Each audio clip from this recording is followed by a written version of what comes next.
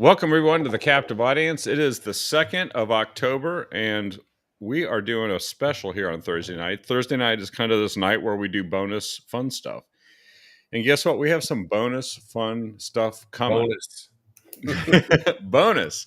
Because it is always a bonus when we have Representative Ed Deal, who is one of the most thoughtful and frankly, great at explaining everything state representative that we have. Thank you for joining us here tonight, Ed. Kevin, thank you. Thanks for having me. Good to see you again. Good to see you as well. So there is so much going on. It's been like an action-packed couple of days here in maybe a week, right? Yeah. It's been a long year this week. But I think that the news, let's just go through it, but let's start out with a couple of pieces of news. It's just maybe perspective, and then we'll underscore it with some of the actual news. So I mentioned just before we went on the air that Monique Despain is running for Congress in the 4th District against Val Hoyle. She's awesome. And she's, one of these folks that works super hard. And frankly, I think got Val Hoyle's attention in 2024 because Val changed what she's doing. She's been going crazy with town halls, which, by the way, I want everyone to know that if you would like to go and attend Val Hoyle's town hall, I am going to post the link so that you can sign up and say what you got to say to the Congresswoman. Make sure that you're from the 4th District by and large, because that's what they're kind of trying to do, but they're really pushing this hard. Anyway, and it got us to talking before we went on the air about 2026. And, it seems like even though the conventional wisdom, it's a midterm and, the president's party, especially if they're in the majority in both houses, tend to have a rough time in the midterms, and it runs all the way down the ticket usually. However, the Democrats seem to be doing some really inane stuff. They really haven't gotten any of the lessons from 2024 election. And in Oregon, they ignored it because they're like, well, we won, so they're doubling down on, I can't come up with a better word, but it's kind of doubling down on stupid. It is really terrible. They're doubling down on bad policy. They're doubling down on bad ideology. What they do today, we've got Antifa riots weeks and weeks on end, and the feds come in to restore some order, and their response is let's have a naked bicycle ride. Yeah, an emergency naked bicycle ride. Yes, an emergency naked bicycle ride. It is an emergency. That's just kind of an emergency session to raise your taxes. Yeah. And what about an level of silliness? Yeah, what about an emergency session for our economy that's seeing businesses shed jobs and leave the state? That's an emergency because you know what? Yeah. They're going to need even more emergency tax raising sessions if they keep shrinking the tax base of the state. Yeah, it's reaching a real serious point. It really is. And then with these adjustments, these changes on the federal level, we're a debtor state. I don't know if you know that, but no, explain that. Actually, I've heard it, but we receive way more in federal transfers than we pay in. Way more. We're not the only state. We're not the only state, because part of the reason for that is a lot of what we depend on for federal transfers is debt financed. So we have this massive, just as an example, massive Medicaid program, right? Yeah, the biggest in the country, if you look at it in terms of heads per capita, basically.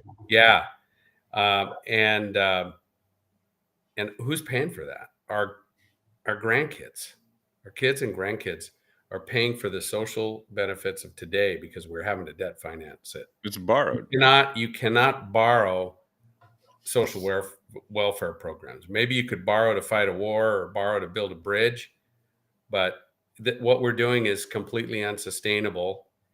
And I hope we talk about it at some point, but I view this adjustment that Oregon's having to make around these Medicaid changes, this is an opportunity for us to right size this program to improve efficiencies and to reverse some really bad legislation that was passed just in the brief time I've been in the legislature. Some really bad legislation that is costing Oregonians dearly and increased healthcare costs.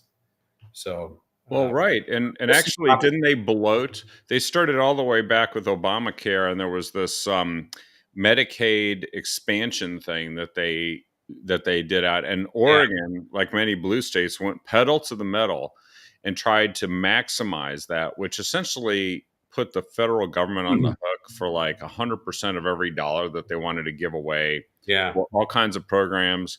Oregon got waivers, as I recall, on how what they could do with the money, so they didn't have to follow the rules laid out in federal law, because administration, like the Biden administration, gave them waivers and they said do whatever you want, and then they created all kinds of pet project programs, and then said, and now, uh, and then once COVID came along, they increased it even more, right? Because there's even more stuff that they added, and they're like, this can never go away. Otherwise, it's a horrific cut, and you're hurting people. And it's just like, well, actually, you made something that wasn't designed to do this yeah, too big.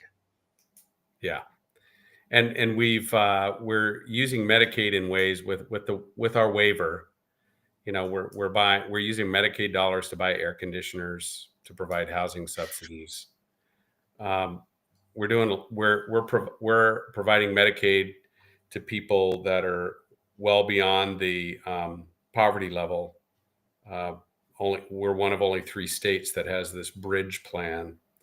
So we're doing a lot of things that other states aren't doing. That means you know, we're more susceptible to any adjustment that the feds make, and that's what's happening.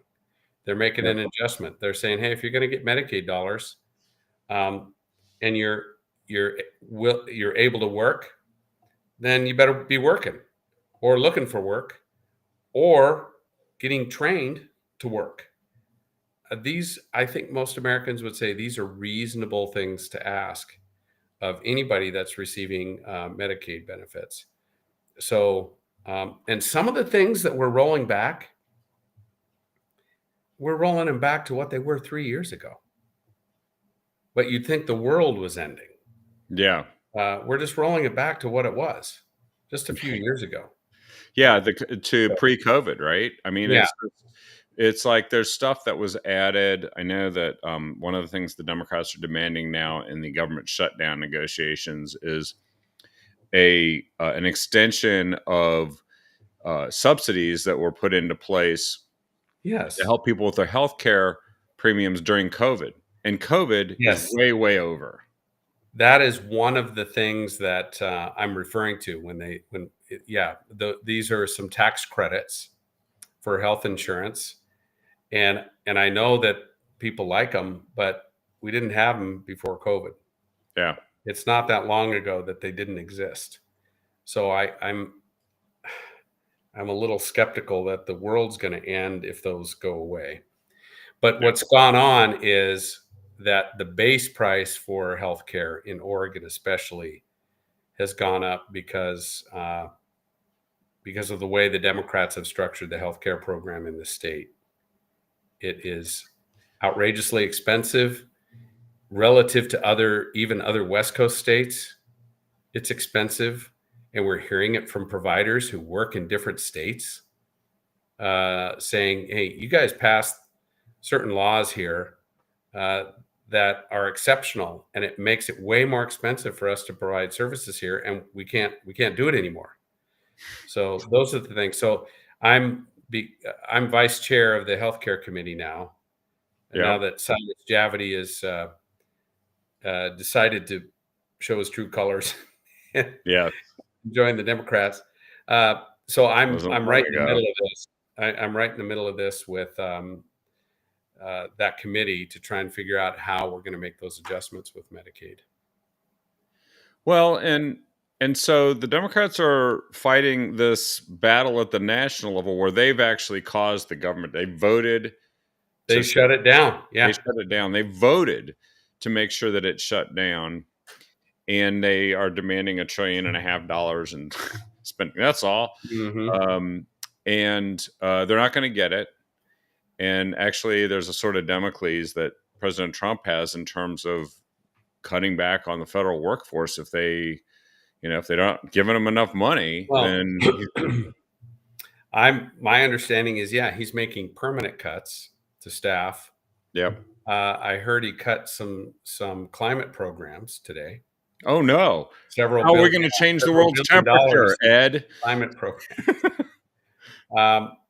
So I think, I think the Democrats made a big mistake. Now, granted, I'm paying more attention to what's going on in Oregon. I have a little bit of, and I really hope Monique gets in there. She's somebody that just really has the right set of values and is common sense, and is just a genuine, great person. And she'd do a great job representing that district in Washington. And she'd speak the truth too, which is sometimes that can be hard to find here Yeah, in Oregon. Like, that guy earning six figures at a nonprofit that just seems to help yeah, more homelessness grow in Eugene, right. not getting him money anymore. Geez, she's gonna go right at it, Good, and that's what we need. good. That's absolutely what we need. Well, so something we don't need is the transportation gas tax increase that Yeah, they passed, along with other things. And so, kind of, what's the post game on this yeah. unusually long special? I don't know. Was it a record special I think session? that was a record. And there is no special session. There are emergency sessions. Ah, So the governor called an emergency session because she had to raise your taxes. Just remember that. It's an yes, emergency. emergency. And Bobby's asking, how it works now that this bill passed. So the way this thing works is, you guys know, it passed on purely partisan lines out of the Senate. There's a gas tax, there's registration fee increases, there's title fee increases, there's a doubling of the payroll transit tax, all part of this $4.3 billion package. And Hmm. the majority of Oregonians do not want it. I mean, the testimony was overwhelming. You rarely see like 94, 95%. Yeah. And That's then, right. I mean, and that takes something. Our folks don't do yeah, testimony, and they yeah, really did testimony on this. yep. And then you have polls that show it's not popular. And this crosses partisan lines. This is not a partisan issue. No. So when you have something that egregious, the only avenue left to us as legislators is we're going to bring this to the people. And so Senator Starr and I, and then Jason Williams with Taxpayers Association, Yep. we are doing a referral to the voters to basically, it's a referendum. The voters will be able to vote up and down on these taxes, if they want these taxes or not. Which taxes specifically will be So included in it? I know there's the 6 cent gas tax, right? there's the 6 cents gas tax, the registration fees on passenger vehicles, utility trailers, motorbikes, low speed vehicles, and then the title fees, and then the doubling of the payroll tax. So we're payroll transit tax. So we're specifically targeting those elements of the bill. And it's going to be very simple to understand. It's one page. And we feel really confident that we can do this. And, if we had a third of those people who testified be willing to gather signatures, we'd have this thing done in a couple of weeks. How much time is there to Well, do it? here's the challenge. When you do a referendum like this on a bill, you have 90 days from sine die. But you can't start gathering signatures until it's law. That means the governor has to sign it. So the governor can potentially drag her feet for 30 business days. Jeez. Business days. So if she plays that out, now I don't know why you You have drag 90 babies. calendar days, Yes, and she has 30 business 30 days. So that's business days. what about It's 40, yeah. So we 45? end up with 50, I think it's 54 days to gather signatures. I'm not kidding. It's a daunting task, but I am challenging your listeners and Oregonians. Let's do this. We were the first state in the nation to do a referendum. We passed the initiative and referendum constitutional change in 1902. Yeah. We are pioneers with this. We set the trend for the country on how to do this. And since that time, they've made it harder and harder to do initiative petitions and referendums. But I want to use this as an example to the Democrat legislature uh, and the 40 years of one party rule that you cannot defy the will of the people. We are ready. We will stand up. We're going to show you that we can do this referendum. You're not going to shove these taxes down our throat. Um, and I've been researching the history of all this. The referendum process was created back in 1902 by Republicans. Okay. Yeah. And there was a distrust. Why did we do it? There was a distrust of politicians and there was a distrust of the political machine. And Yeah. they said, we need voters to have a direct say. And so the initiative process, the referendums, women's vote, giving the vote to women, direct vote on senators. Oregon was a pioneer in all of these things. We set a trend on how to uh, get democracy out more to the people and direct vote. So I'm proud of that heritage, and I want to show that we still got it. That's the Oregon way.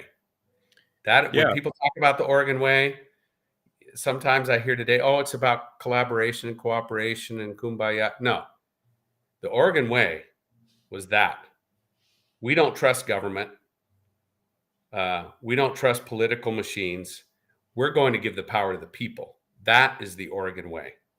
We lost our way. Let's take it back. Well, and it's interesting too. It isn't even just like a pure direct democracy. That it's when the people that are elected and are running things abuse that trust that they have been given, Well, that there's a check and balance on that. And that is the yeah, Oregon way, right? It's like, that we're going is to go ahead exactly and, it. well, I'm thinking of measure 11, when they Yeah, had judges just giving people, letting them out of jail, or giving them right. no sentences.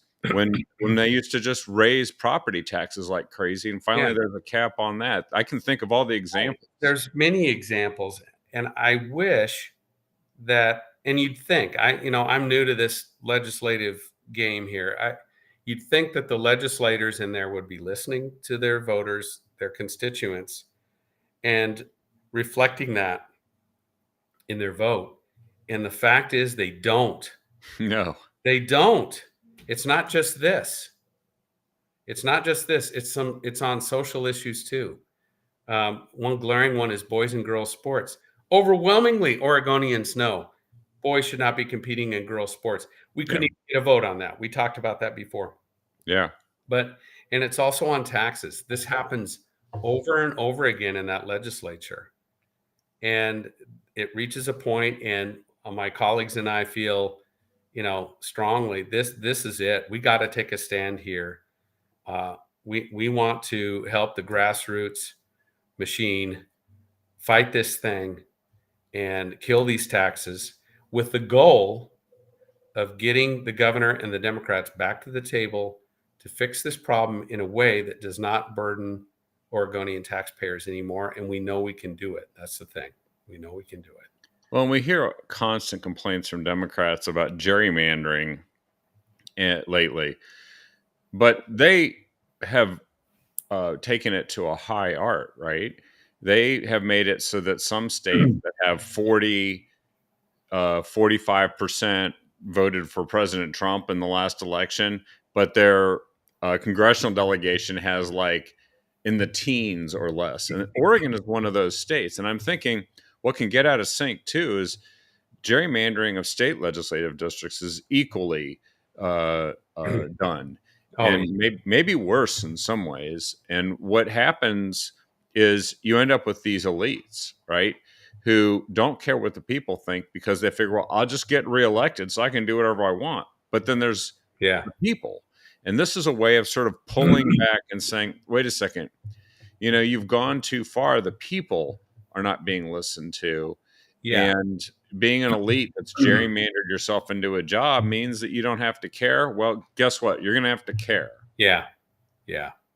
So we, Senator Starr and I and Jason Williams, we view this, it's kind of the last thing we can do to get him back to the table. This is it.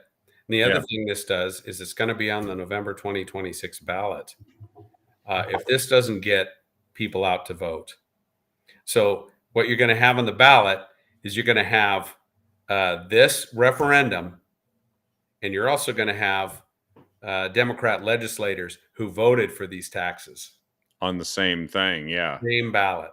Yeah. So So it's worth voters will be doing able to just for decide. that. Okay, yes, Do you think, and now they can play dirty tricks, right? If you get it on the ballot, they can try to move it to another election sometime next year, or they might yeah. try. Boy, if they want to get slimy, they can do it. I don't think they can push it out. I may be wrong, No, but they can't push it out, but I think they they can could move it up. put it in the primary. They could put it in the primary instead of the general. But what kind of a slimy thing would that be? They're already ramrodding this thing in, despite wild opposition. It'd be like, now I'm going to slap you in the face Yeah. and move this vote to another, hoping that you won't pay attention. I'll bet Senator Mark Meek is not hoping you get enough signatures for this. Yeah, Wild guess. I like Senator Beek, but he took a wrong vote here. He Yeah. took the wrong vote, and I wish he would have held the line like he did during the regular session. Yeah, yeah. So this is good, folks, that you get to hear that it isn't just the issue that we're talking about; it's the system and how you use it, and then the effects it has on the entire political process. This all matters. It all is kind of a holistic thing. It's like none of these things happen in a vacuum. You don't add 6 cents to the gas tax the way they did it, and then not have repercussions for Right. state legislative races and for the general election ballot next year. And that's why we've got to actually really buckle down and work hard, because once the governor gets done playing games with us, right, in terms of signing the bill, and I think actually there should be a drumbeat every day, like, Governor, you're playing games here. 30 days of Yeah. chicanery and shenanigans, Yeah, I thought this was an emergency. Let's get it signed. Yeah. Yeah. Some emergency. It's a political emergency. That's what it was, and that's the only thing that it explains all the behavior.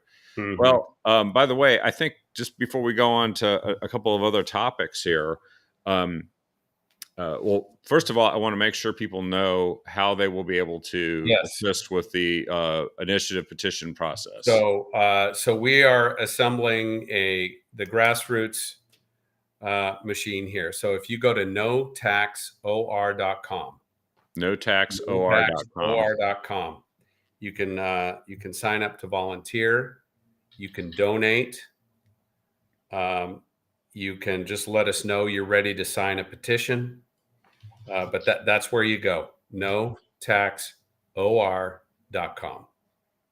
Just sign up, give the information, and you'll be in the loop and included both in signing and circulating. Yeah, because we can't start the signature process, and like I said, until the governor has signed it into law. And so, yeah, I like the whole idea of the count up. How many days the governor's been playing games. Yeah, yeah. Because then you can build the drama towards the day when she finally signs it, and whoosh, signatures start rushing in like a lot. But we've got a great core team put together. I've got people coming out of the woodwork to offer to gather signatures. So we're going to make this happen. And it's a coalition. It's a bipartisan, or I should say nonpartisan coalition. Yeah. So I'm very, very excited about it. We're gonna prove these guys that Oregon citizens are still up to the task. We're not going to accept a government that goes against our will. We're going to fight. Yeah. We're going to Yeah. take Oregon back. Well, this is the next step, and it's maybe Yeah. a fine way to do it. By the way, I just so folks also understand how the caucus works. There's some leadership changes, and I think it's just good that folks can understand. So I think it started with Senator Bonham is stepping down as the leader in the Senate. I think he's perhaps got a position. He's got another position outside of. I think he's the going to state work at the federal level. I haven't talked to him, but I think that's what he's doing. and then so we've got a great opportunity. and that kind of cascades through because then Christine Drazen has said that she wants to fill that the rest of his term, and there's a process that they go through for that. But as a result of that, now that the special or the emergency session is over, the caucus is electing a new leader to replace her because she's putting her hat in the ring in the Senate. So now there's a new House leader. Why don't you go ahead and explain how that process works and who they are now? Yeah. So Christine Drazen, Rep. Drazen, had told us back in May or June that she was going to be transitioning, and I think she's going to run for governor. That's what I think is going on. Okay. But we knew that, and so we started talking, and I put my support behind Lucetta Elmer for leader, and she was just elected as leader. She's a great lady. And then an Oregon Freedom Coalition colleague, Alex Scarlatos, is the deputy leader. And I think they're going to make a great team. So part of the job during this part of the cycle is not only dealing with legislation during the short session, but helping with campaigns. And so I think I know Alex is going to take a real key role in that campaign support. Obviously, I'll be taking a role in that as well. And but yeah, I think they're going to be a real good team. And then Virgil Osborne, also an Oregon Freedom Coalition guy, he's whip. He's going to continue on as whip. Okay. So and they also have that board, which is actually technically the emergency board, which, has certain discretion too. And I think that's another thing that they deal with, as I recall. Yeah. There's so some shifting of players and positions. The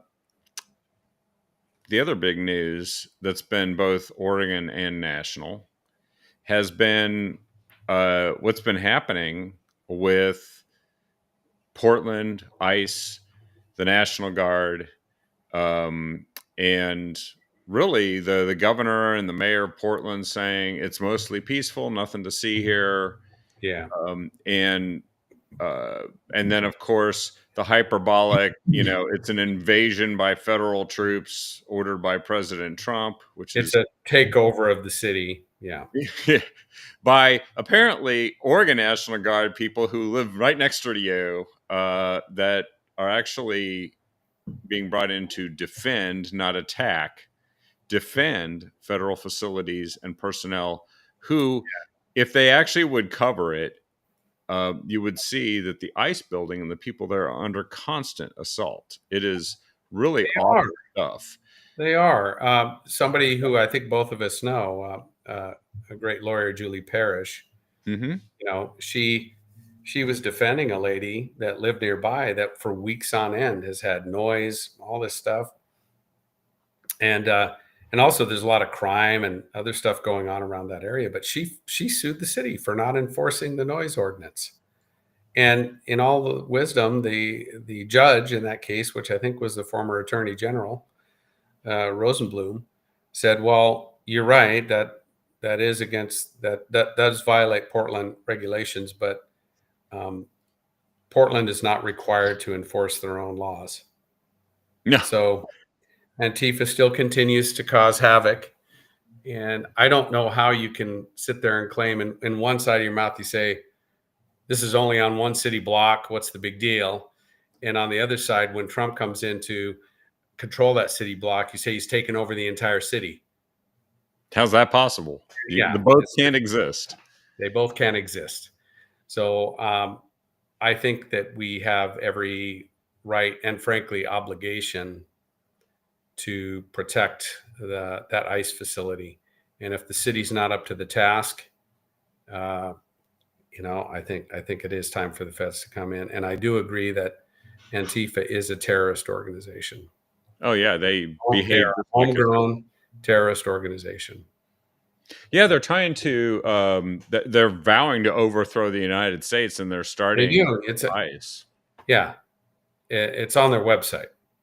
They, yeah, and the other thing, the Democrat Socialists of America, okay, the DSA. So I serve with some in the legislature. There's some on the Portland City Council. I think the Portland City Council has more socialists on it than any city council in the country. Yep. Their stated goal is also to eliminate the capitalist economy in this country. Yeah. Now they will say they want to do it through peaceful means, but they sure don't have any problem coordinating on the side with thugs like Antifa to do And they their. are coordinating with them. They That is the are thing. coordinating. They are doing it. We all know it, but it's this unspoken thing. So we have a real problem, and that I think that's part of our job as patriots and conservatives to fight back on this nonsense and make sure our country's in control and take back our state. Yeah, I don't think the militant wing of the Democrat Party should be running rampant out there, No, modifying our political discourse and interfering with the lawful enforcement of federal law um, by sworn officers who, by the way, are Oregonians. They are here, they live amongst us. And right. I listened to I listened to Val Hoyle go on a tirade about ICE, calling them horrible and all these things. And I'm like, well, you're a lawmaker and they're enforcing the law. If you don't like the laws, why don't you go make other laws? Exactly. Change the law. Yeah. They're enforcing the law. Good grief. Yeah. Well, and what you said about them, city council, Murillo is her name. She's actually there's a report, postmillennial.com does a great job on actually telling you and showing you exactly what's happening in Portland. Yeah. You can't get it from the local news, and I'll show in a minute why I think that is. But she is a city council member. No, we have some reporters on the street, like Chelly. I don't know if she still works for Post Millennial, but and then there's Katie Davis Court. I think she works for Post Millennial. She got beat up. She's the one I'm going to show here in a minute. Yeah. Yeah. So the reporters there caught a city council member telling Antifa agitators to use burner phones and hide their identities to escape prosecution for breaking the law and assaulting both physically and, of course, other actions they've been taking, intimidation tactics, all kinds of stuff to interfere, but actually attacking the ICE building and the ICE officers. They attack them. They try to blind ICE agents with green lasers. They throw knives at them.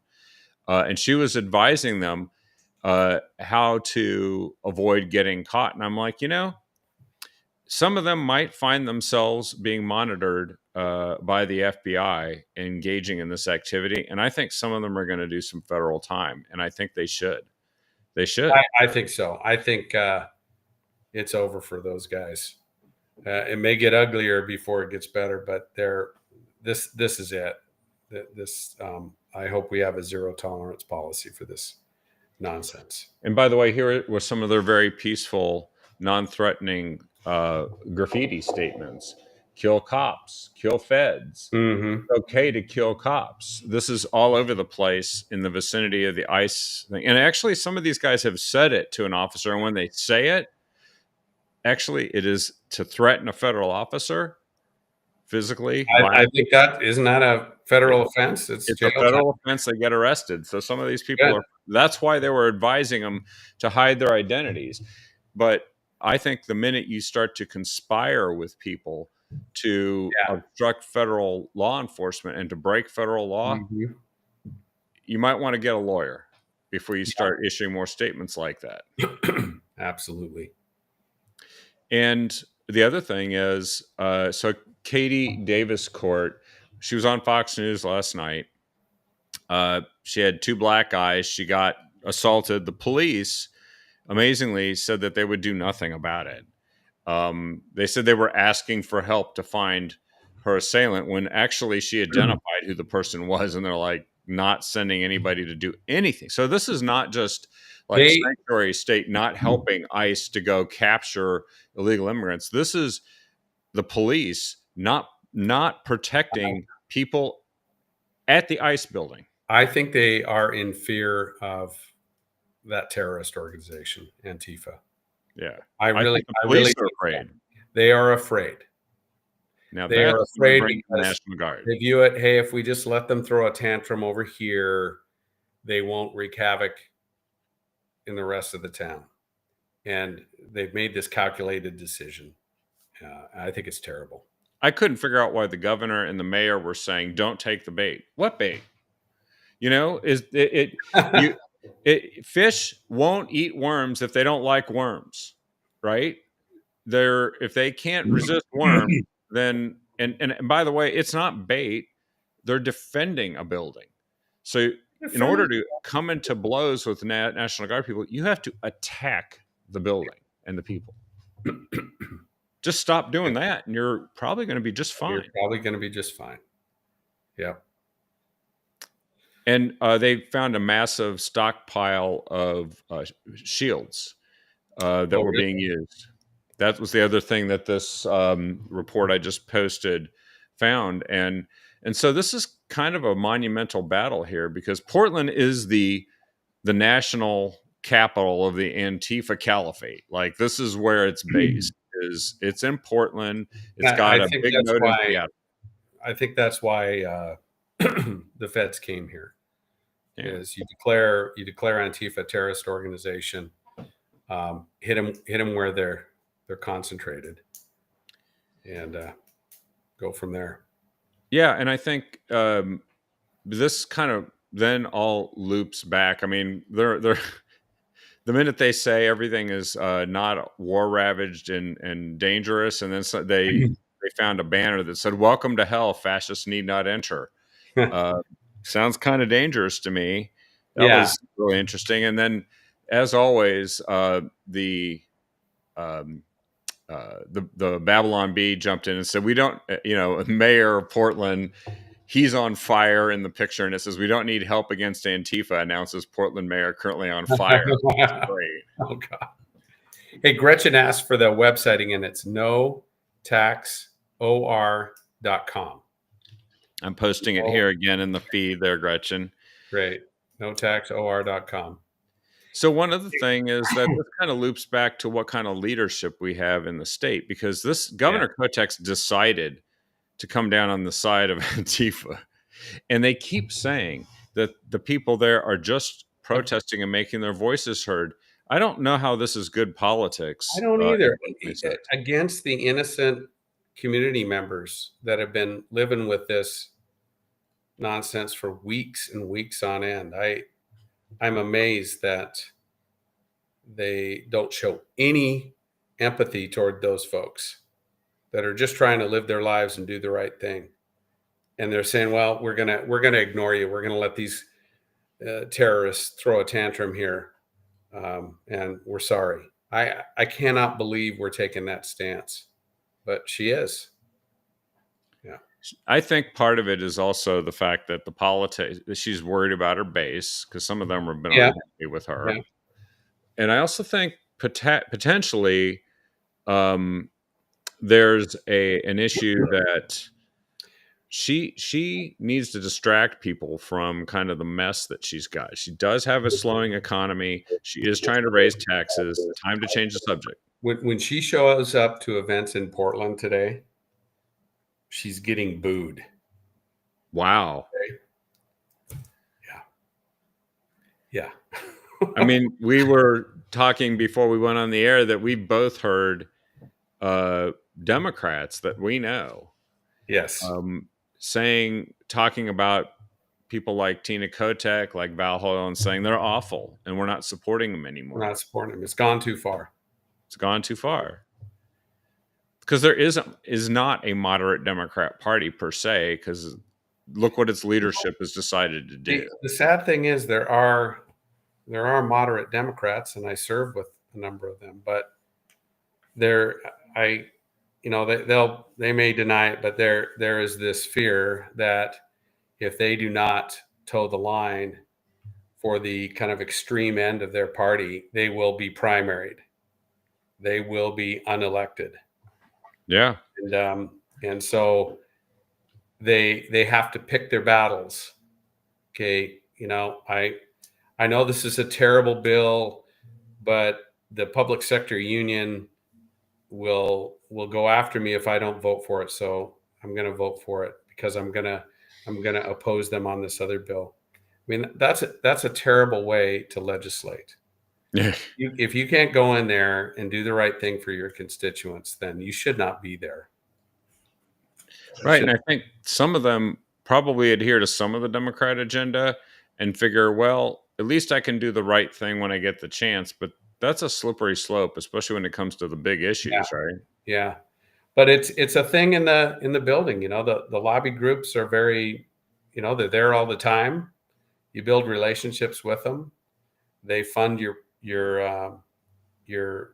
campaigns, especially with the unions and the environmental lobby. They pool their money. They put a lot of money into Democrat races. So it's a big deal if you go against those groups.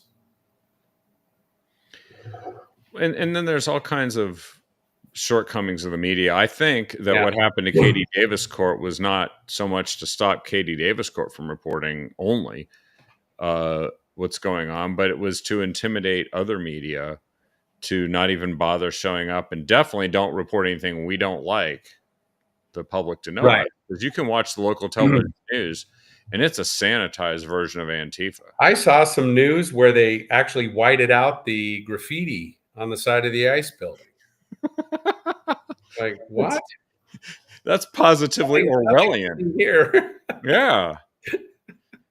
Yeah. And I think that there's going to be a reckoning with the news too, because you just can't paint the sky a different color in a newscast and get everybody to believe it. Right. You know, you can only do it for so long. And there is a problem with people being afraid to cover stuff because reporters actually have been assaulted because the police don't arrest the people that assault the reporters any more than they arrest the people that assault ICE. Right. But so bless folks like Andy No and Chelly and Katie Davis Court who are willing to go out there. I think David Medina is one of those guys too, Yep. Oregon guy, willing to go out and really show us what's really happening.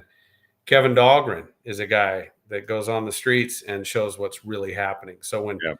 when the governor walks down the street, see how wonderful and beautiful things are, and then Kevin posts, well, actually, if you would have turned over here, you would have seen what's going on here. We have walking zombies that are not being cared Don't for point the camera there. because Wipe of them your out. legislation.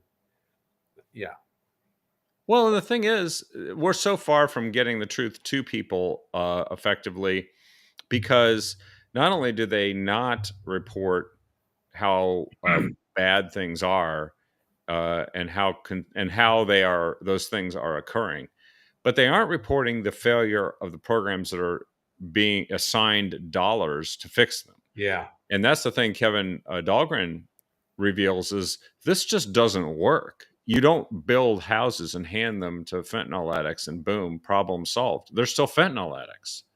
And that's what they're going to keep doing. Yeah.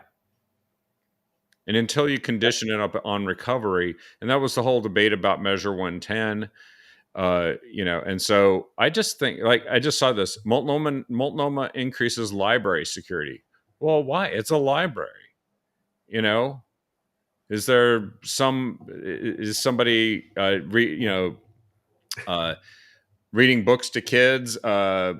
Somebody coming in and one of the kids armed, firing a weapon? I mean, what is it? And the answer is it's because that's where the fentanyl addicts hang out. You've got fentanyl addicts and mentally ill folks, or a combination thereof, wandering in, and yeah. So you end up with a society where wealthy people can live in an armed or a secure community, and they can have their own security guards. But then you have folks who are living next to the ICE facility, and it's like nobody gives a damn about them. Nobody cares about them, and it's outrageous. Yeah. So I'm just thinking about while we focus and the news gets focused on just this handful of issues that are in the news this week, what else should we be paying attention to that's out there? Like, I think about we've got real issues to solve. Like, we're not going to have enough energy to supply data centers and all of us and a resilient system. And we've talked about this before. What else like that is going on? Well, definitely the energy issue is a constant one. You can count on me to bring some more bills to bring nuclear energy back. Yep. We have some challenges with the public pension system.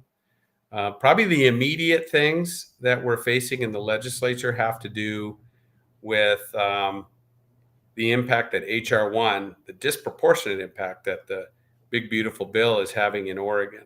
Mm-hmm. And I'll point at two big areas. One is with Medicaid. So H.R. 1 put eligibility requirements. If you're going to get Medicaid, you need to be working, or you need to show that you're trying to work, or you need to show that you're training to work.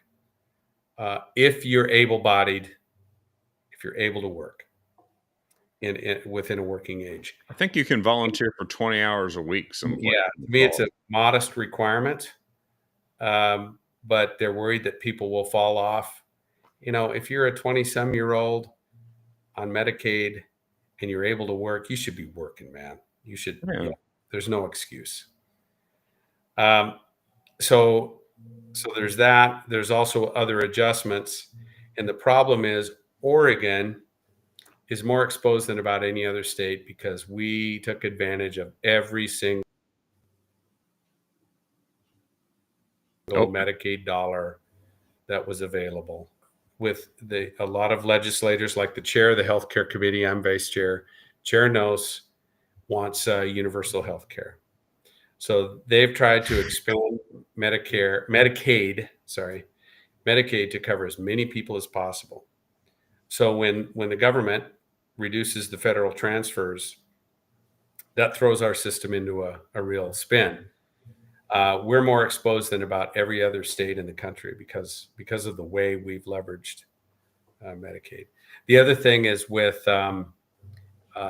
H.R. 1 has some great tax cuts at the federal level. Mm-hmm. Well, those also roll to the state. Yeah, they'll lower the taxable income for the state, right?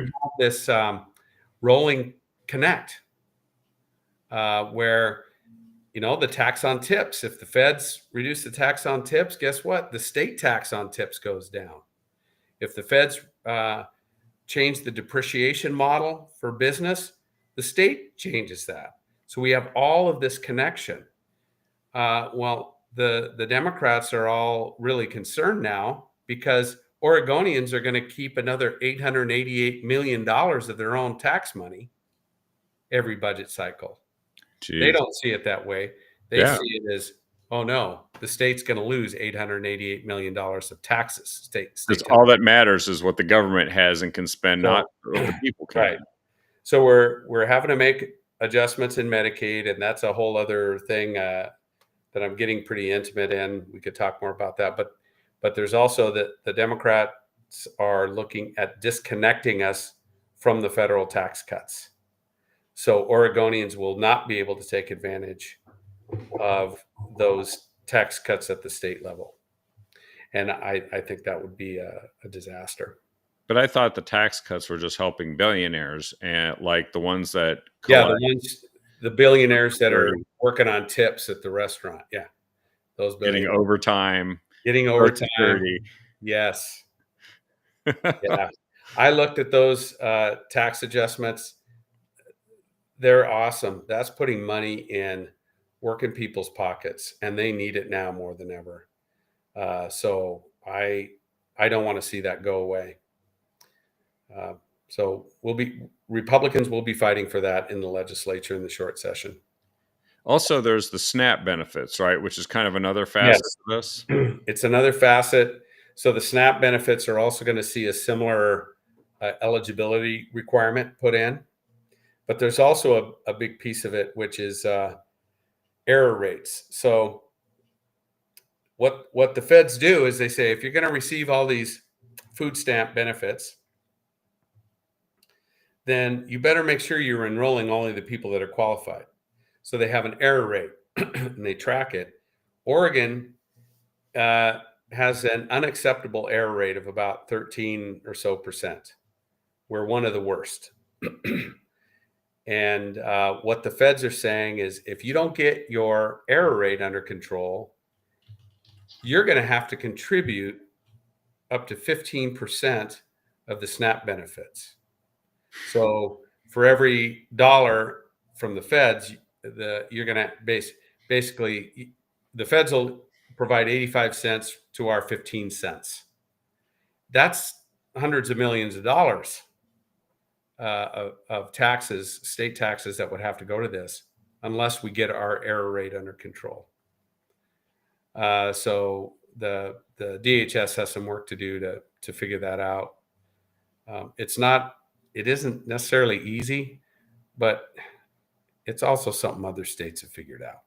Yeah, they figured it out, and also it saves way more money than it costs net for the entire country when this is being Oh done. yeah, I yeah, saw here that they've got an acronym for it, ABAWD, able-bodied adults without dependents, yes, and it's also going to exclude people who are non-citizens, who are not eligible for yes. receiving federal benefits. And the Democrats always leave that out of every description when Well, they say who's losing their benefits. this is another thing that has to change in Oregon. We have a Medicaid program, an equivalent Medicaid program set up for non-citizens.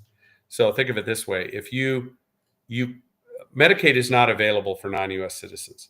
So Right. if you qualify for Medicaid, except for the fact that you're not a U.S. citizen, Oregon will provide you the same coverage, the same insurance with state tax dollars.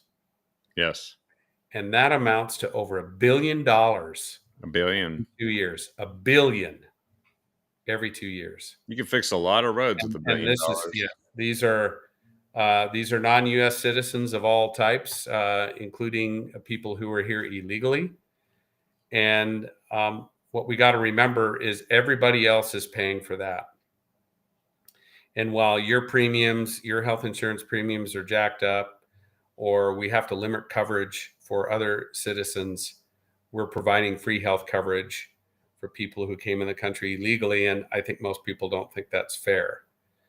So I'm pretty sure that will change in this this short session. The other thing is, people are realizing that the unions, public sector unions, have pushed and pushed and put laws in place that make it so expensive to do business here, and that includes healthcare business.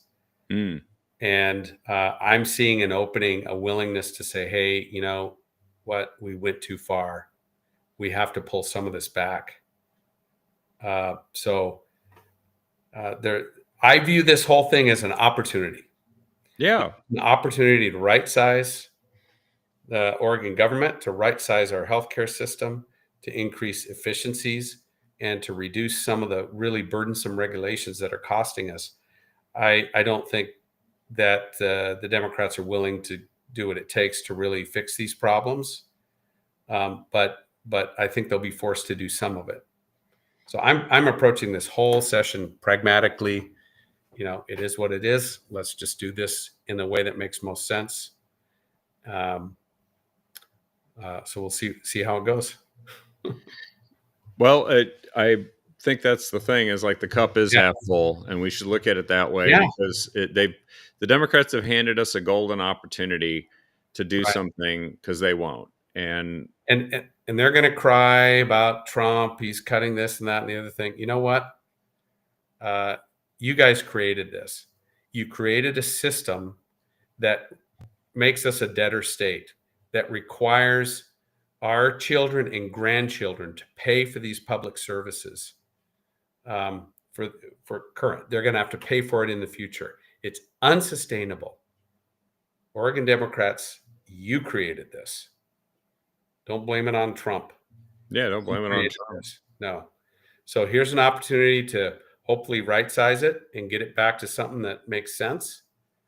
And so part of my job is to make sure that we get to a common sense, practical solution here, but don't let them off the hook. Don't let them off the hook. Other states. I was talking to a provider that works in Oregon and Idaho and some other states. They said, while everybody in Oregon's freaking out about the big beautiful bill, Idaho's like, yeah, okay, we can fix that. It's not too bad. It's a totally different attitude because they have not leveraged these free Medicaid dollars as much as Oregon has. Yep.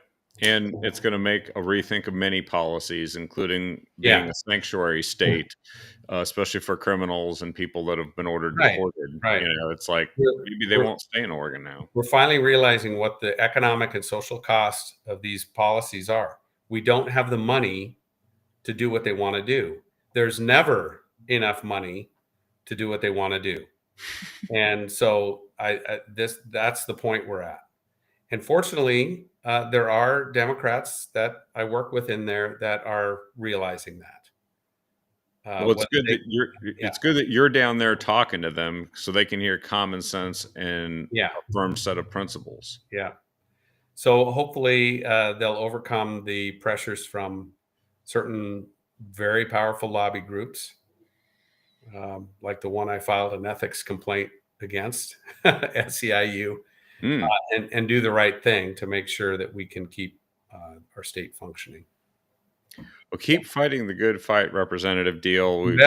And once again, it is notaxoregon.com. Yep. Yeah. If you say notaxoregon.com, you'll still get to it. You'll still get to it. Yeah. And we'll still get to success here if we keep plugging ahead and fighting the good fight. We will. Oh, and by the way, folks want to follow you. Yeah, you can follow me. You can look for Real Ed Deal on X. And if you go to eddeal.com, I have a link to all my social media, and I try and stay very active on socials to let folks know what's going on in the legislature, let them know how they can weigh in and contribute. So yeah, eddeal.com. You got it there. Fantastic. Well, make sure you follow Ed, and because you can find out what's happening and you can see some of the best remonstrances that there are in our state legislature as well. So we'll keep it up. I try and keep speaking truth. Exactly. To power, right? To Democrat power. Yeah. All right. Well, thank you, Representative Deal. Have a great rest of the week, and good luck with the fight coming up. We're there with you, and we'll look forward to having you on again here in the not too distant future. Amen. Thank you very much, Kevin. And thanks everyone for watching. Share the show with everyone you can. They don't know this stuff and they need to, because the fight is afoot.